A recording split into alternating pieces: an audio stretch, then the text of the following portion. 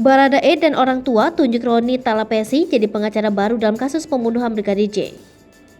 Baradae, tersangka kasus pembunuhan terhadap Brigadir J, telah menunjuk tim kuasa hukum yang baru.